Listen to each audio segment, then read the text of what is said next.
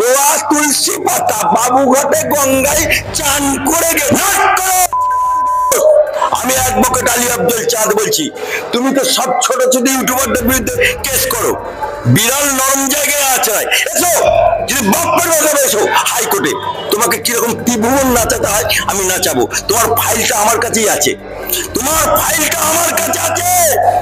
তুমি বেলে আছো, এখন তোমার পা কলকাতায় একটা আর তিহার জেলের দিকেও একটা বারণা আছে, যে কোনো মুহূর্তে টানবো করে ঢুকিয়ে। কুন্তল ঘোষ তো বলছেন যে তিনি কিছু করেননি, তিনি নাকি নির্দোষ। না না না, তৃণমূলের কুন্তল ঘোষ দোয়া তুলসী পাতা বাবু ঘটে গঙ্গায় চান করে গেছে, ইডি সিবিআই এমনি এমনি ধরে রেখেছিল। তিনি বিজেপিকে দায়ী করছেন।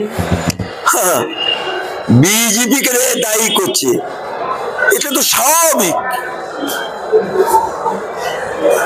আসামি, খুন করা আসামি, সেও কাঠগড়ায় দাঁড়িয়ে বলে আমি নির্দোষ, আমাকে ফাঁসিয়েছে। সেই রকম এই কুন্তল, এই তোমার অপা, এই পার্থ চট্টোপাধ্যায় এবং রাকিব, খাদ্যমন্ত্রী জ্যোতিপ্রিয় মল্লিক, এরা সবাই মধু চাটছিল, মধু, আর মধু চাটতে গিয়ে মধুতে আটকে গেছে, তাই এখন নিজেকে সাধু বলার চেষ্টা করছে। আরে তুই সাধু বানার চেষ্টা করো আর চুদু বানার চেষ্টা করো, ছাড় তোমরা পাবে না। মমতা বন্দ্যোপাধ্যায় প্রসঙ্গে কুণাল ঘোষের মুখে শোনা গেল সুভাষচন্দ্র বসুর সাথে তুলনা, কি বলবেন? কুণাল ঘোষ বাপমার নাম রেখেছে কুণাল ঘোষ, জনগণ নাম রেখেছে ছিনাল ঘোষ। এই ছিনাল ঘোষ 3.5 বছরের জেল খাটা আসামি, নাট্যিক সাংবাদিক। এই ছিনাল ঘোষ পিজেন ভ্যান বাজিয়ে বলেছিল মমতা চোর, পিজেন ভ্যান বাজিয়ে বলেছিল 7,000 টাকা সব কালীঘাটে আছে। বলেছিল সুদীপ বন্দ্যোপাধ্যায়কে টিকিট দেওয়া যাবে না, সুদীপ বন্দ্যোপাধ্যায় যেই ফোন করে ডাকলো অমনি তার বাড়িতে গিয়ে জল ভরা সন্দেশ, বিস্কুট, চা খেয়ে অমনি সুদীপ বন্দ্যোপাধ্যায়ের সাথে একসাথে হাঁটতে শুরু করলো। এর নির্লজ্জের আবার কোন দাম আছে? আমি অ্যাডভোকেট আলী আব্দুল চাঁদ বলছি, তুমি তো সব ছোট ছোট ইউটিউবারদের বিরুদ্ধে কেস করো, বিরাল নরম জায়গায় আছে। এসো, যদি বাপ্পার বাজাবে এসো হাইকোর্টে, তোমাকে কিরকম ত্রিভুবন নাচাতে হয় আমি নাচাবো। তোমার ফাইলটা আমার কাছেই আছে, তোমার ফাইলটা আমার কাছে আছে। তুমি বেলে আছো, এখন তোমার পা কলকাতায় একটা আর তিহার জেলের দিকেও একটা বারণা আছে, যে কোনো মুহূর্তে টানবো করে ঢুকিয়ে দেবো। তাই বলতে চাই, তুমি যে মমতা বাবু, মমতা খালা, মমতা আপা, গরু চোরের মাথা, বালি চোরের মাথা, ডাকাতের রানী, তার সাথে তুমি কার তুলনা করছো? নেতাজি। ভাবা যায়, এই নেতাজি সুভাষচন্দ্র বোস ভারতবর্ষের একটা গর্ব ছিল।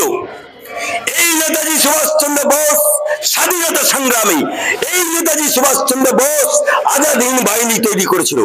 এই নেতাজি সুভাষচন্দ্র বোস ফরওয়ার্ড ব্লক পার্টি করেছিল, যার চিহ্ন হচ্ছে, সিম্বল ছিল সিংহ। এই ফরওয়ার্ড ব্লক বামপন্থের আমলে শরিক হয়ে সিপিএম এর সাথে 35 বছর রাজত্ব করেছে। তারপরে আজও সারা ভারতবর্ষে ফরওয়ার্ড ব্লক জলজল করছে।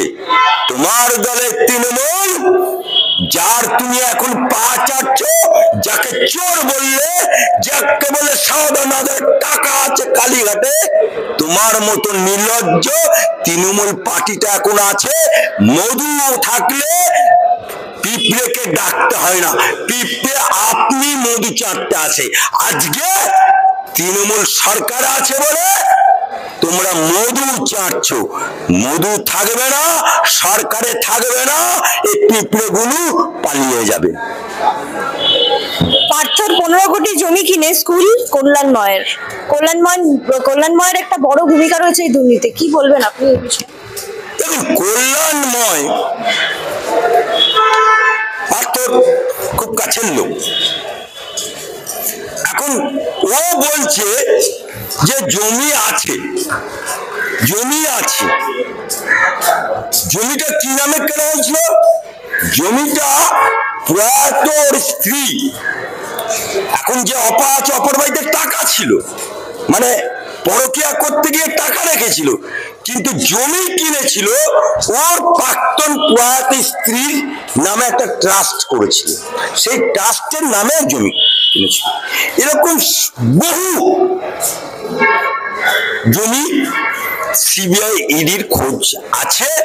আগামী দিনে এগুলো সামনে, জনগণের সামনে আসবে, মহামান্য আদালতেরও সামনে আসবে।